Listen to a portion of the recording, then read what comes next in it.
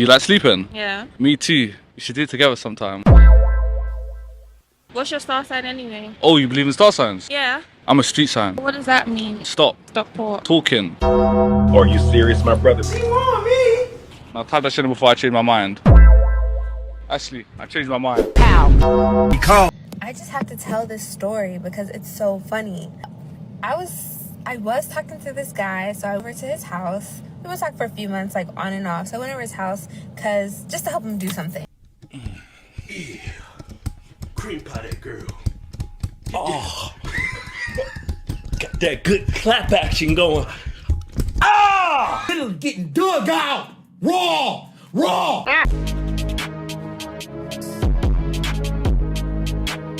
Women time the fight for equality brilliantly.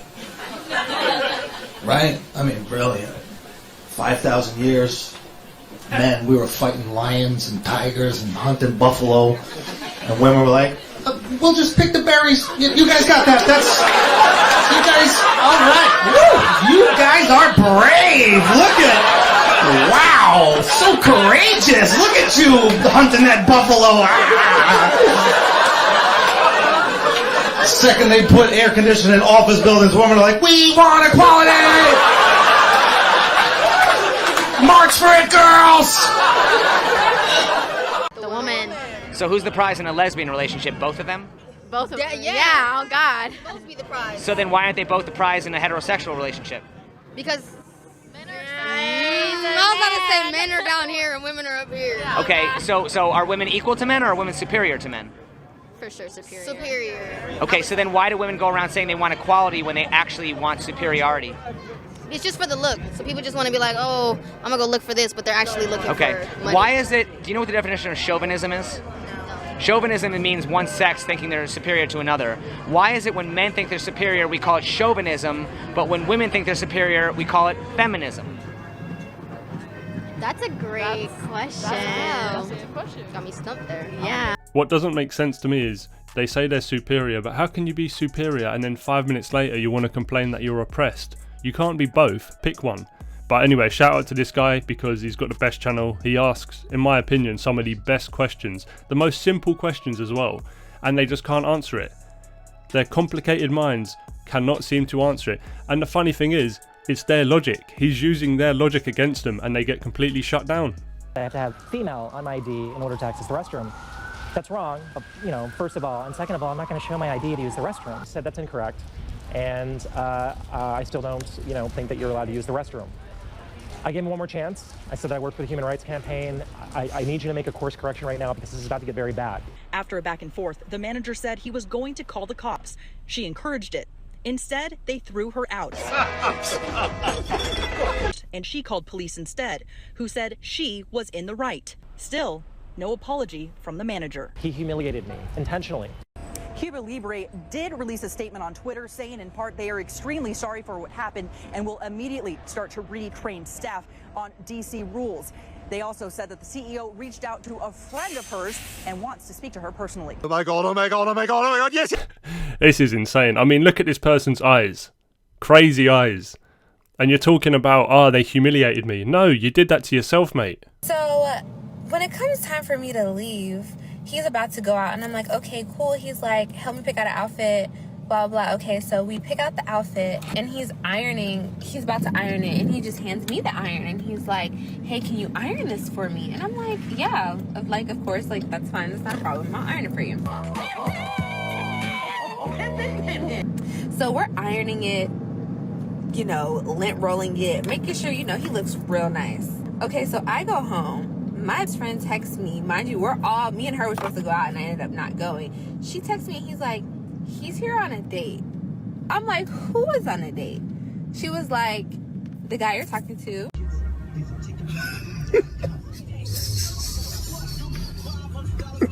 We were just at his house an hour ago. He's here where I am and he's on a date. So I text him and I'm like, tell me that you're not on a date in the outfit I ironed. He said, no, I'm at a birthday dinner. He goes, no, I'm at a birthday dinner. I said, so you're telling me you're not at a certain place right now with the girl in front of you? No, I'm at a birthday dinner. Oh, I said, so, okay, so the girl with the denim shorts and the sweater on in the middle of the summer, like, she's not with you. And he's like, no, I'm at a birthday dinner. You're always questioning me and you're always wrong. I just didn't have any words. I just didn't have any words. I plead the fifth. I plead the fifth. 5, 1, 2, 3, 4, 5. I don't know the ins and outs of this story. I don't know if she was playing games beforehand or not. But I'll say one thing, he should have just been honest about it when she confronted him. But it is crazy. She came round, she ironed his shirt for him to then go out on a date with another girl wearing the shirt that she ironed. That's some crazy behaviour.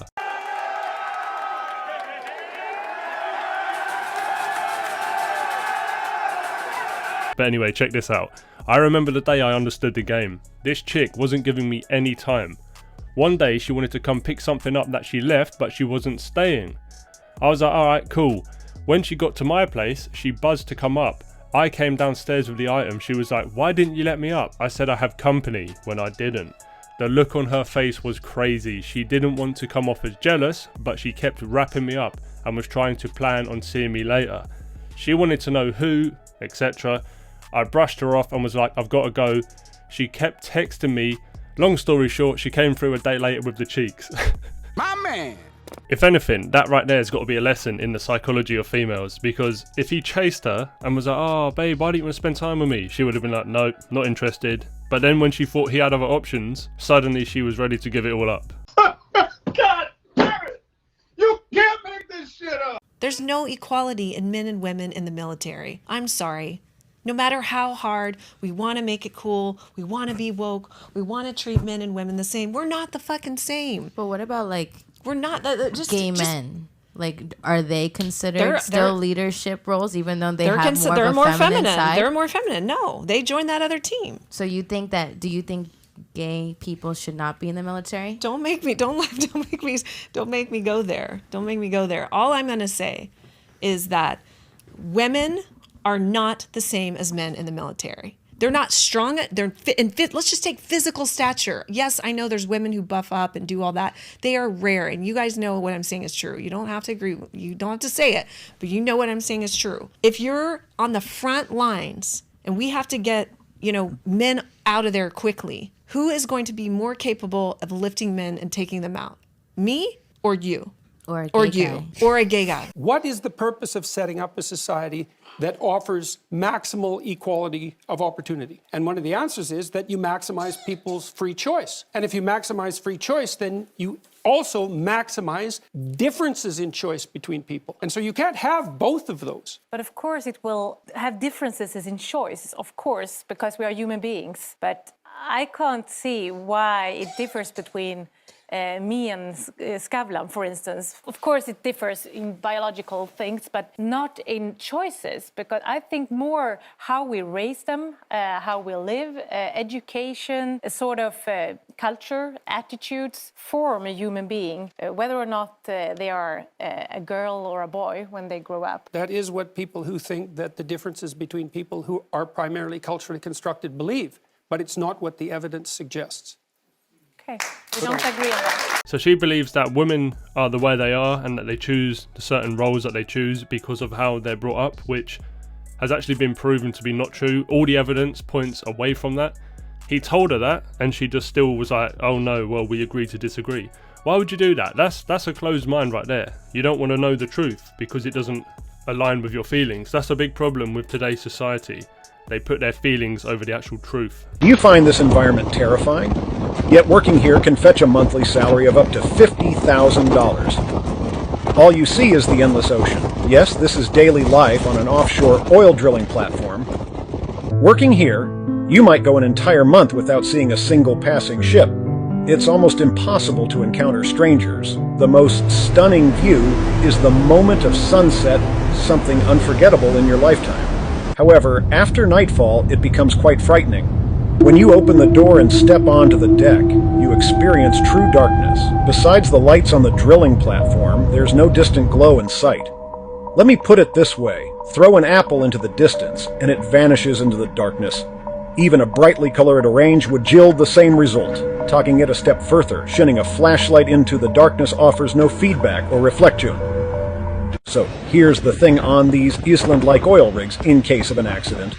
How do the personnel evacuate? Do they just... I think this is part of the reason why it's so important that men and women need to understand that they're not necessarily equal, because you wouldn't really feel comfortable sending a woman that you love to work in conditions like that, would you? And that's not a bad thing. We're not saying men are better than women or men are stronger than women to try and compete with these delusional feminists. It's not about that. We're actually doing it because we love women and we want to protect women. No man in his right mind is going to want to send his daughter or his wife to work on an oil rig like that, are you? But feminists are trying to say, oh, we want equal rights. No, you don't. You want special treatment. If you really wanted equal rights, go and work on an oil rig like this. They're not going to do it because they'd get found out pretty quick.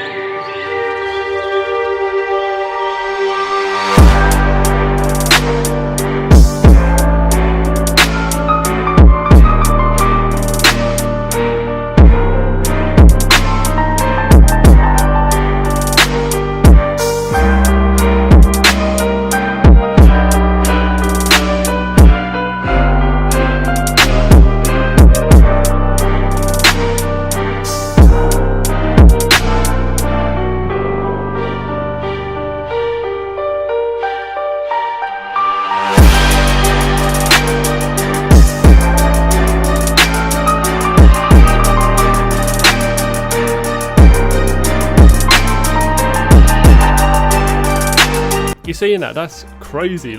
No way would anyone want to send a woman they love to work in conditions like that. The majority of women can't do that, and they wouldn't even want to do that. I mean, it's a horrible job. Yeah, it pays well, but it's horrible.